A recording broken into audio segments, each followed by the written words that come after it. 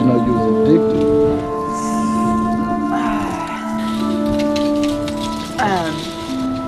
I guess the moment I did it.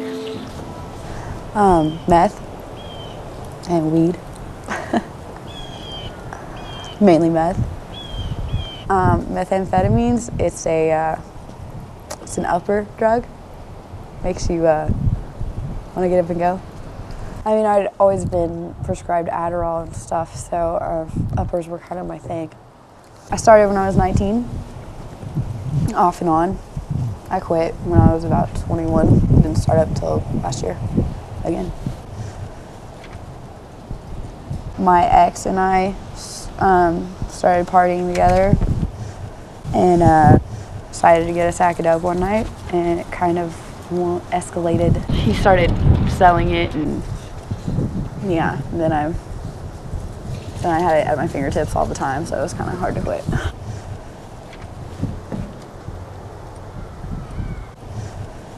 I left my boyfriend, and he got a hold of me about a week later and said that he started shooting dope and it was my fault.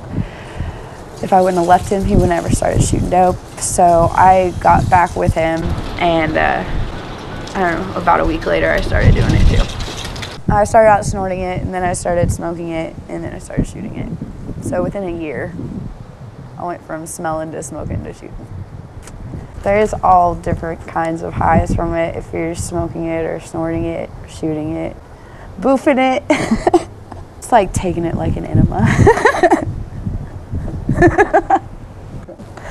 I've never done it, but I shot it, so it's really hard to explain. It's like complete total euphoria, really.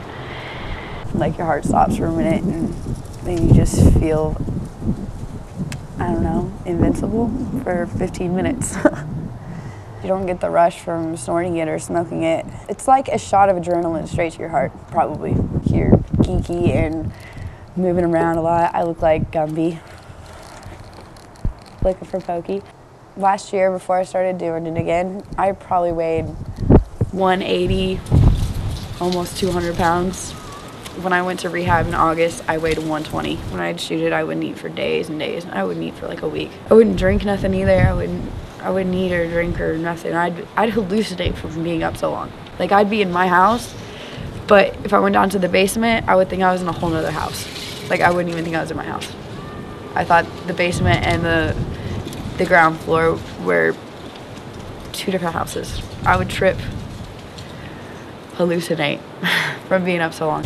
I get sick all the time. If I cut my finger, it takes me forever for it to heal, because I just haven't, I'm falling apart. It makes you really manipulative, and you basically lose your whole life and your family and your job and everything you ever worked for. I got fired from my job. My air conditioner broke in my house in March. My heater broke in May. The engine in my car blew in. I just quit working. I quit leaving my house, and I would just, you know, get dope when I could. I just get it when I could, which was all the time, because lots of people are homeless and I had a house. So people would pay me in meth for rent. When I started shooting it, I became very selfish and manipulative, and would steal from anybody that was around me. I stole from my ex, and I stole from my parents. A lot. I stole jewelry from my dad's office. I stole dope from my ex all the time. Going to rehab on Saturday. Where about? Wichita, Women's Recovery Center. Wow, super. Saturday? Yeah. So you check in Saturday morning? I'm supposed to go for a drug assessment Saturday. And then, I don't know, because I don't have any kind of income or insurance, so. I really talked to Mom and Dad about it. Mom was supposed to take me, but I guess she has the funeral. Friday. Yeah. When's she coming back? We're not sure if we're coming back Friday night or Saturday. Oh, well. It's it's kind of up with them. They're going with us, but we're just going to leave it up to them when they want to come back. So, Oh, they come back Friday. I don't know. I imagine Friday night, but I don't know. I haven't asked her when they...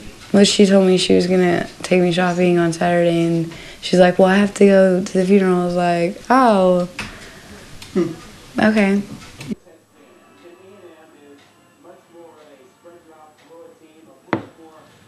I get this home video in my head. Like every awesome high I've ever had in my life, usually starting with the last high I've ever had. My heart starts beating out my chest, I start sweating, and I panic, and then I usually go relapse. It's like, I call it junkie limbo. It's like the most uncomfortable feeling ever. You want to throw up, but you can't throw up. You want to sleep, but you can't because you're not that tired. You can't eat. I lay around and whine all day. After every 2 weeks of being clean, it would, I guess it's jonesing. It happens if I'm not preoccupied with anything. I have to be around people. I have to be talking to people. I have to have activities. If I'm any minute alone, I want to relapse. It's almost too good of a feeling when I haven't had any in forever and I need some. I don't like to wait around to, like, if I know I'm getting some, I like to get it immediately. I don't like to wait, and then as soon as I get it, I'll mix it up, and I'll go do it immediately, and then I'll leave whoever's at my house, and I'll go to my room, and I'll just sit in there for like 20 minutes so nobody fucks up my high. Can I cuss? But I'm not as used to getting high, so when I get a shot, it's sometimes I can't handle it. Like, I've thrown up from doing a shot. Like, in 2 weeks, if I don't do any in 2 weeks and I do a shot, more than likely I'll throw up from it because I do too much. Too much at once? Or? Yeah. Like, usually I do 30 cc's, 30 units. I don't know, 10 minutes before my mom came and got me for treatment, the first time I did 80 units, I threw up in her car. I was fucked up, like, the moment I got to treatment. And I hadn't done a knee open in three days, so it's not a very good gap. But the first time I went to treatment, it was basically a rat race between my mom and the dope man. I didn't really want to I wanted to get help, but what I really just wanted was, you know, it was really, if my mom gets here before the dope man gets here, I'll go to treatment. How many times have you tried to quit? 5. I wasn't really ready to quit. I just was tired of living the way I was living. So I thought if I went to treatment for a little while, I would maybe get my shit back together and then I could start doing it again. Usually, if you give me any kind of alone time or any thoughts to myself, it's the first thing I think about. It's the first thing that pops in my head.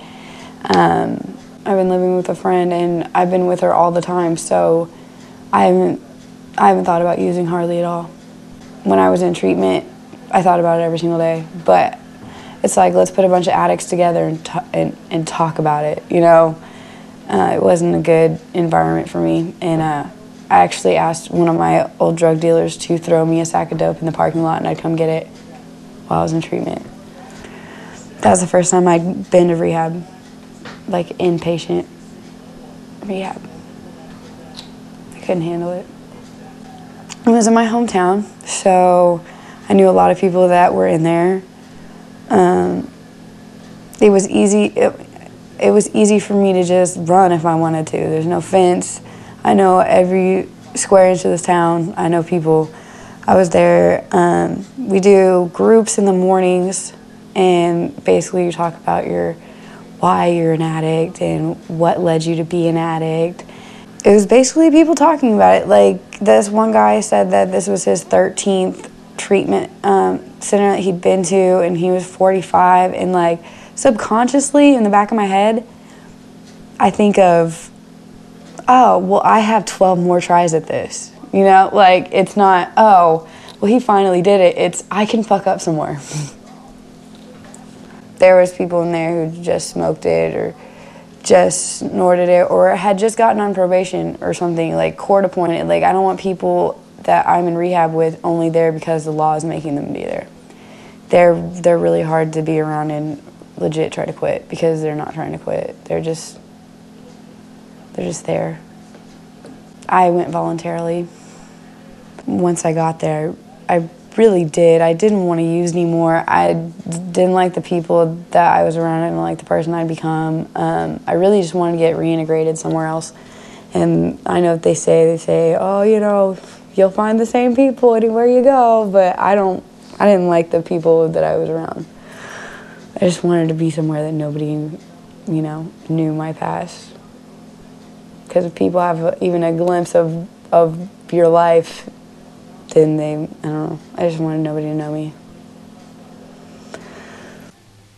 How do you get away from the friends who generally bring you back to that particular drug?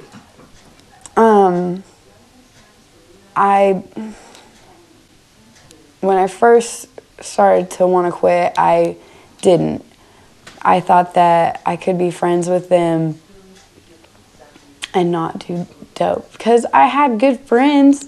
They were fun to be around, but, and I'm really bad at letting people go. Like, if I have a friendship or a relationship with you, I don't like to, I like to keep people in my life forever. I'm a people collector. So this time, I changed my number. I deleted my Facebook, got a new one. I started hanging out with my friend Tristan, who I live with right now, and she's been really good at keeping me preoccupied and not wanting to see my old friends. I started talking to some of my friends from Wichita again. That I got back on Twitter and I found my old friends. I kind of freaked all my friends out this year. Like, I hadn't seen a lot of them, and when I did see them finally, and they asked me about everything and asked me, you know, and I told them I was using needles or whatever, it freaked them out, like, fear face. Like, I don't know, after that it got kind of weird hanging out with them. Like, they would always ask, are you high right now? Are you high? Did you use today? Like, I don't hide it because eventually they're gonna, I mean, if they're gonna be something in my life, eventually they're gonna have to know about it. And this is a small enough town that most people know about it. It scares a lot of people away. It's like, it's kind of like saying, hey, how you doing? I have 2 kids. Oh, okay, bye. I was an IV drug user. Okay, bye. They don't. It's been hard to make new friends or anything. People have been really judgmental. Should they? I mean, that's a toughie. I guess I would judge people if I didn't do it and someone told me they did. I'd probably be the same way. I'm not saying they should be, but open-mindedness is kind of a new thing for people. With other friends, I lost them years ago, well, last year and almost 2 years ago when I started doing all this. I'm going to start over, find new friends. Even old ones that didn't do drugs, I'm still just going to walk away from that. Start fresh. My dad and I got into a fight yesterday about I'm going to rehab Saturday, and I was going to give my friend gas money so she could take me, and he accused me of going and said I was going to go buy drugs with it. And we got into a huge fight, and he told me that I was dead to him. I said the same thing to him, and now we don't talk. It was pretty ugly. He's always favored my brother. my brother's been told he was going to be a lawyer since he was a kid. And he went to law school, and my dad just always kind of told me, Mitch, you probably should just marry rich. So I never really did anything with my life. My dad and I get along. We laugh and stuff, but no, not really. No. Has he supported your rehab? The first one he did, but now he doesn't take me seriously. So now he just thinks it's an excuse to make good with them again so I can fuck them over again. Which this time it actually isn't. I'm not going to say that the last one wasn't. Kind of was. And that's why I don't want to be who I was then again, because I was pretty... I mean, I was going to rehab so I could get in good graces again, and then I had plans on starting up using again. If you could pick one, if you had to earn back trust or be clean, which one would you pick? Be clean. Because I guess those go hand in hand, right? I mean, I can't earn trust if I'm not clean. But honestly, I'd much rather just be clean because if I'm not going to earn trust for anyone new in my life. Do you think the drug controls you? Oh yeah, it did. Definitely. When I was on it, I didn't think so. I thought that it changed everybody around me, but I stayed the same. Like, it changed everybody. It changed my ex. It changed all my friends. Y'all are different. I'm the same on it or off of it, and I wasn't. I didn't leave my house for like a year. That's normal.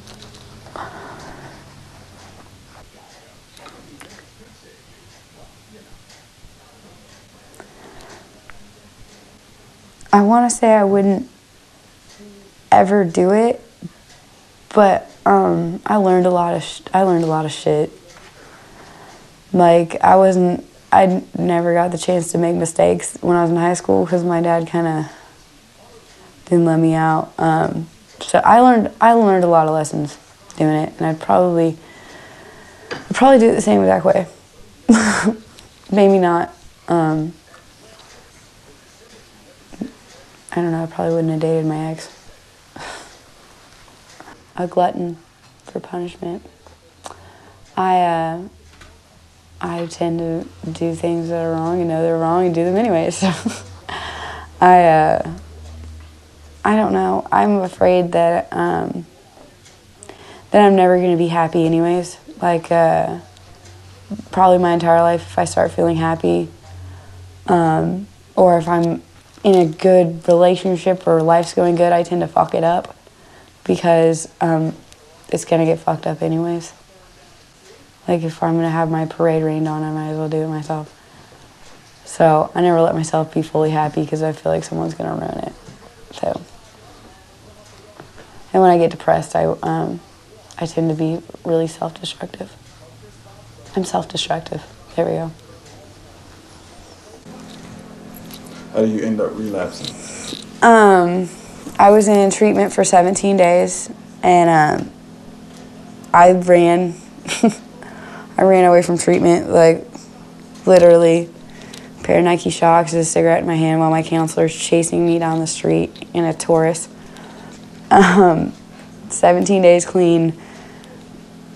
3 days later, I hooked up with my old tattoo artist and did a shot with him. And then I moved to Howard, Kansas for about 2 weeks. And he kicked me out because he was stealing this old man's pills to buy dope with, trading for meth. And I got blamed for it. That's how I moved to Gouda Springs. And when I moved to Gouda Springs, I wanted to quit, really quit. Like, I took my last needle and threw it off the side of a bridge. That was my moment of, I'm gonna quit. But 2 weeks later, I had to get out there and get high. I did that for 3 months. Every 2 or 3 weeks, I'd go relapse and I'd come home. And I would think that I was only gone for a weekend, but in actuality, I got high and was gone for 5 or 6 days. When you're high, you don't realize how long you've been out of reality.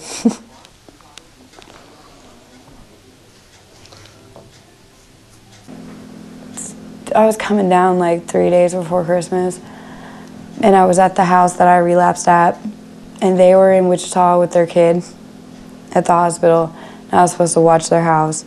And I'm sitting at this house in this trailer. It's all messed up. There's like no food, like the heater don't work, and it's like 3 days before Christmas, and my parents aren't talking to me, and I've blown everybody off that I was supposed to, you know, go see.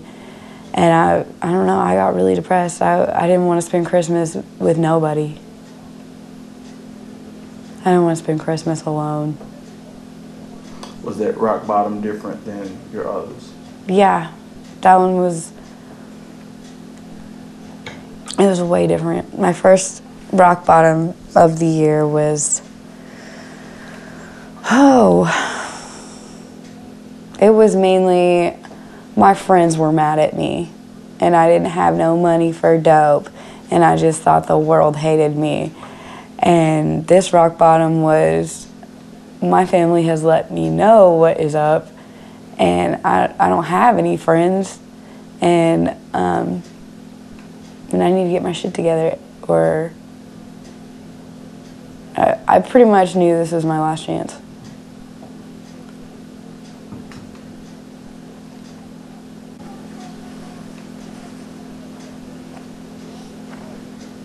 Do you think you'll ever quit for good?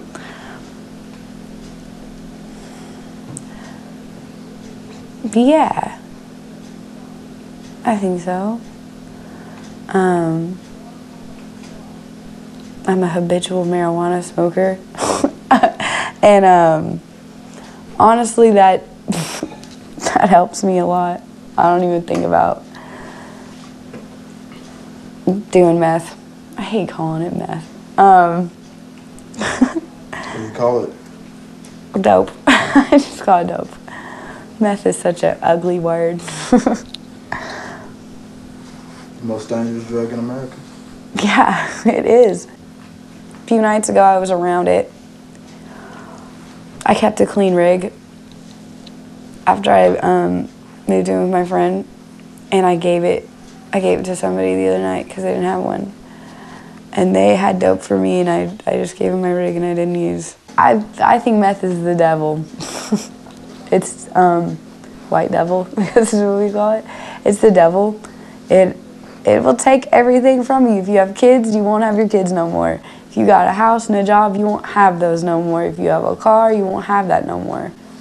If you got family, you won't have that no more. It takes everything from you. I've seen it happen over and over again.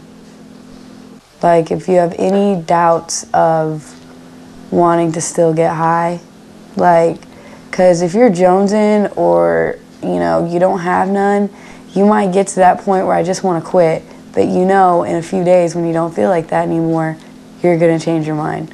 You have to really want to quit. Like, your rock bottom. I hit rock bottom a lot this year. Sometimes it bottomed out on me. Yeah, you have to do it for yourself, and you have to want to quit. Because if you have any kind of doubt of, well, I might want to get high someday again, then you're not ready. You have to be ready. You have to want it for yourself. If you're out there trying to get clean for your parents or your significant other or your grandparents or anybody, it's not going to work. Because you're the one with the problem, not them. There's no cure. There's just, hard work, you have to work at it. It works if you work it. Willpower. It's not easy. I'm really happy at where I'm at right now. I'm ready to get into rehab and, you know, kind of learn about why I am the way I am, because I didn't stay very long at my first rehab to figure that out. And then I just want to get a job and get my life back together and have all the things I had before. Like a house and a car and a job and a dog and food. Because I don't have any of that right now.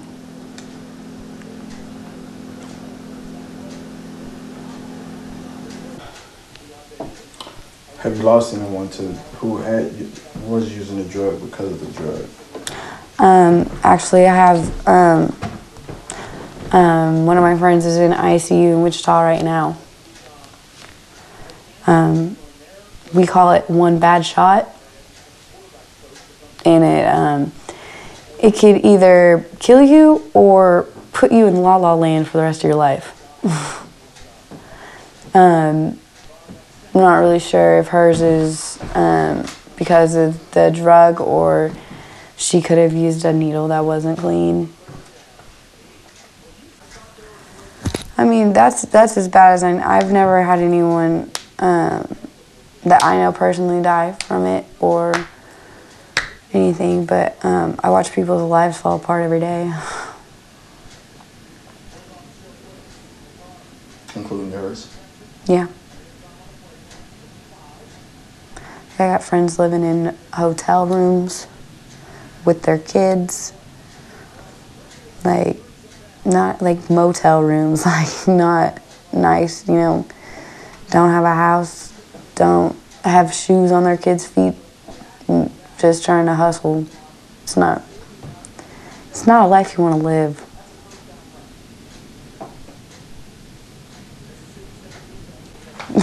Unless you have Wi-Fi. Wi-Fi warrior right here.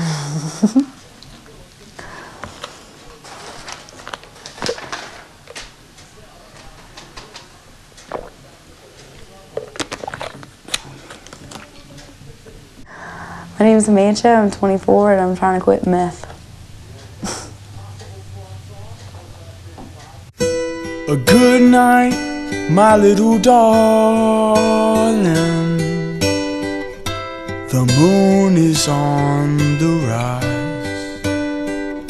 She painted pictures in my mind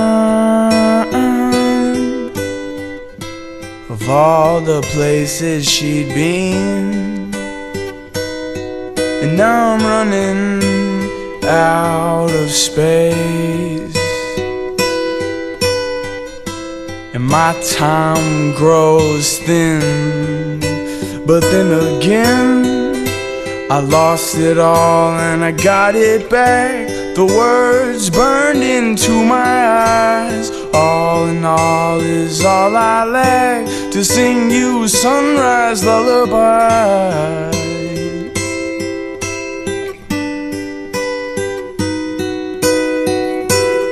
Wake up, my little darling.